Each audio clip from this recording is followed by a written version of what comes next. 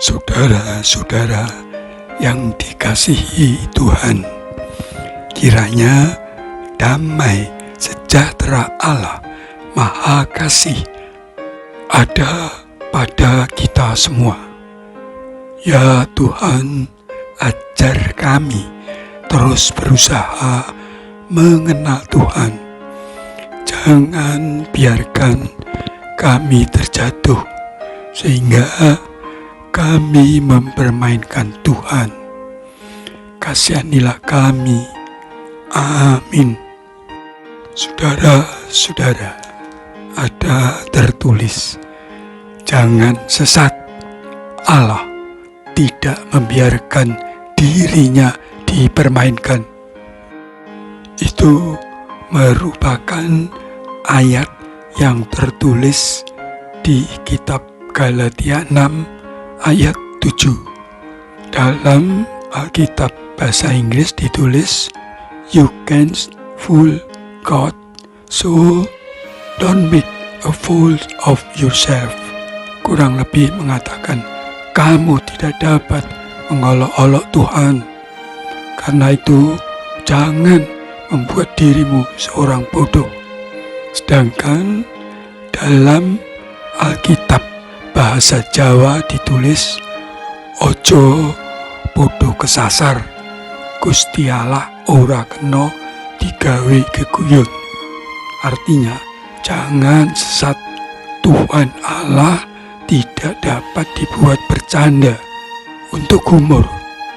Tentu saja peringatan ini masih berlaku hingga saat ini.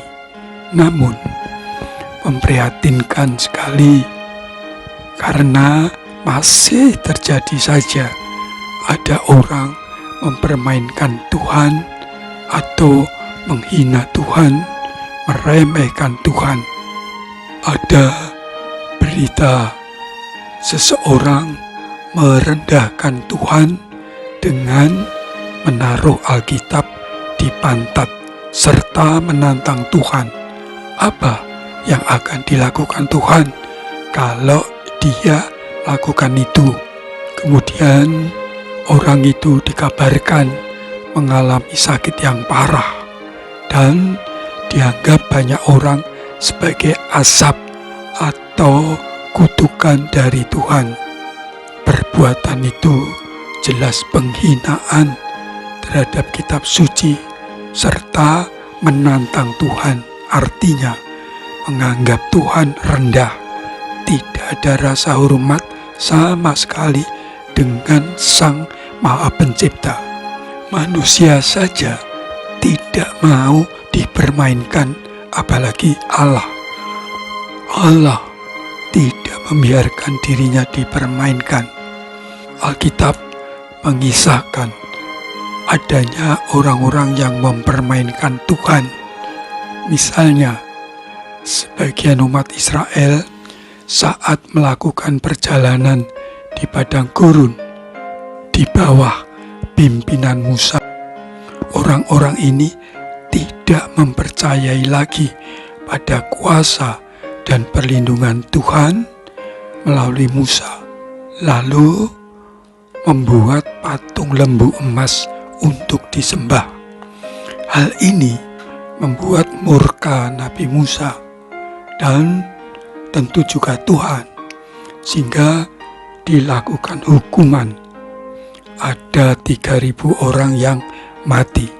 Ditulis di kitab Keluaran 32.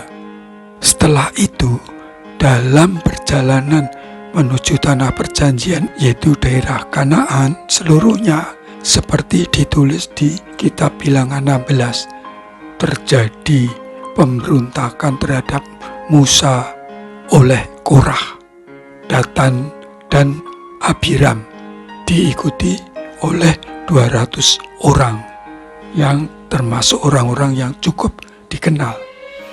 Musa direndahkan, dianggap meninggikan diri, mengaku-ngaku sebagai imam. Lalu Musa memohon petunjuk Tuhan. Kemudian dilakukanlah peradilan itu. 3 orang itu beserta istri dan anak-anaknya ditelan bumi yang tiba-tiba menganga dan menelan ketiga orang itu bersama istri dan anak-anaknya. Sedangkan 250 orang pengikutnya mati hangus dimakan api dari Tuhan. Saudara-saudara, setelah kejadian itu, esoknya ada lagi banyak orang bersungut-sungut dan menuduh Musa dan Harun telah melakukan pembunuhan massal.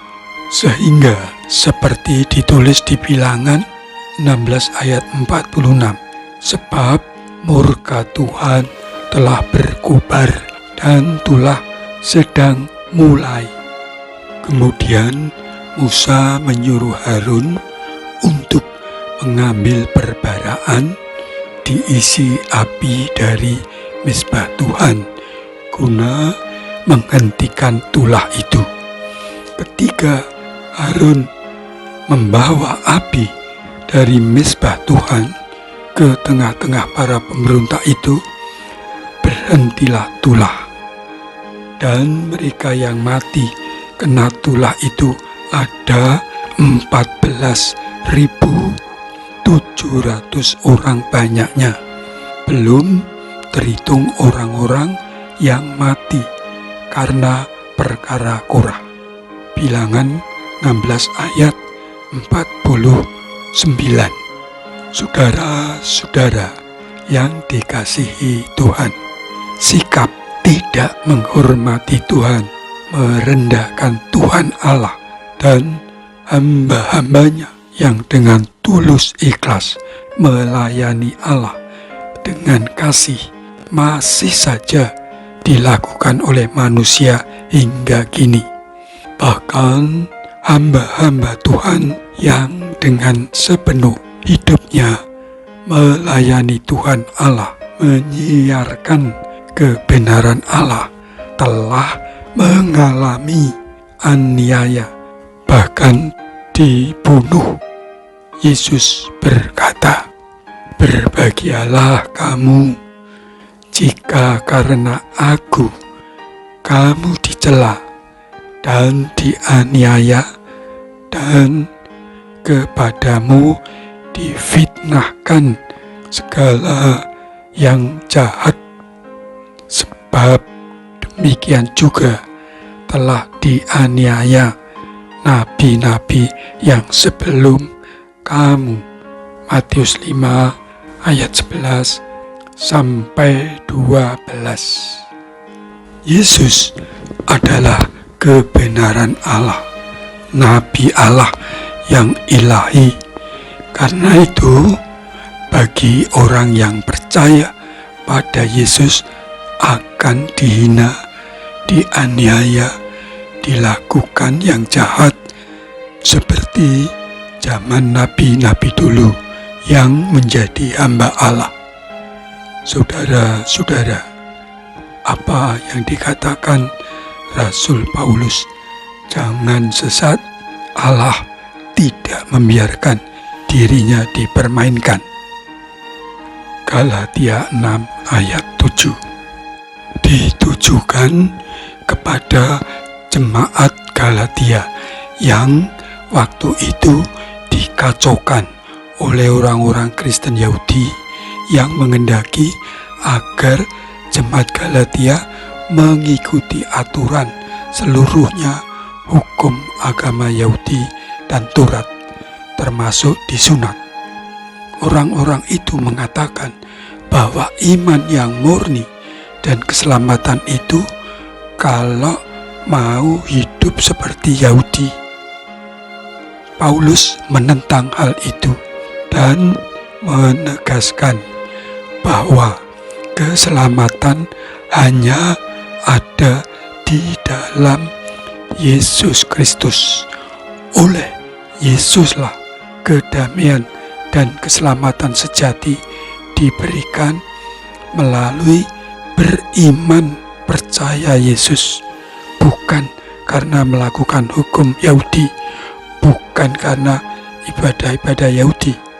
Kata Paulus, Jadi, hukum Taurat adalah penuntun bagi kita sampai Kristus datang, supaya kita dibenarkan karena iman.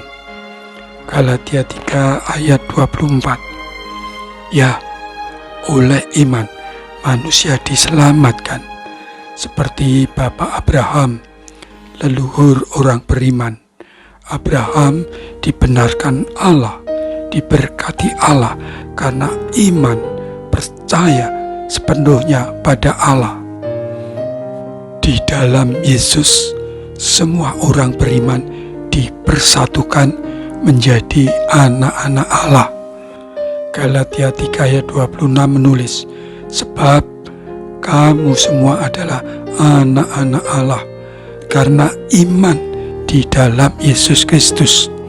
Sehingga semua orang yang menerima Kristus telah dipersatukan.